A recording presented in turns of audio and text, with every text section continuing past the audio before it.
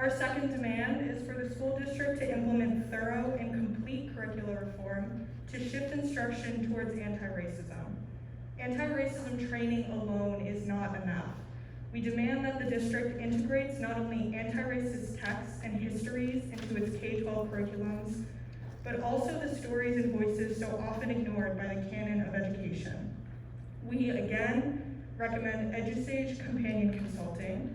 According to founder Dr. Okaikor Price, it is an anti-racist and equity-based company that helps schools and organizations shift towards anti-racism and can support curriculum transformation and professional development. The Board of Education and Dr. LaSousa may believe that Chatham schools are not a part of the problem because the curriculum never explicitly or overtly advocates for racial inequity.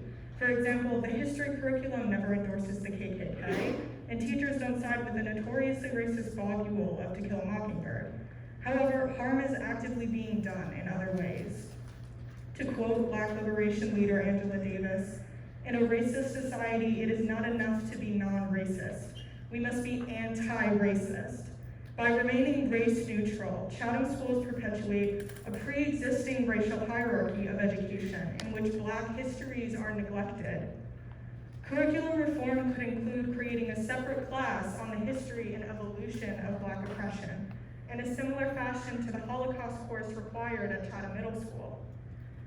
Further, we demand that teachers of all subjects and all grade levels incorporate more discussion of historical Black figures in their fields, i.e. Black authors in English, liberation and movement leaders in history, and scientists, mathematicians, computer scientists, and innovators in STEM courses.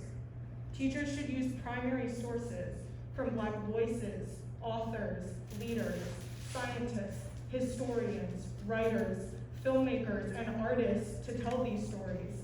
Non-Black teachers should be uplifting Black leaders who are already telling their stories, rather than attempting to relay the sentiments of these people through their non-Black lens. We further demand that teachers immediately cease using or reading the N-word when it appears in text, and demand they cease encouraging students to say it in the classroom. The normalization of this word in educational context further contributes to systemic oppression of Black people, creates an unsafe and unwelcoming environment for Black students, and teaches non-Black students that the word is acceptable for their use in academic settings or when permitted by an authority figure. This issue has been raised by a current CHS student as well, Campbell Reagans, whose petition to stop Chatham teachers from saying the N-word received 291 signatures.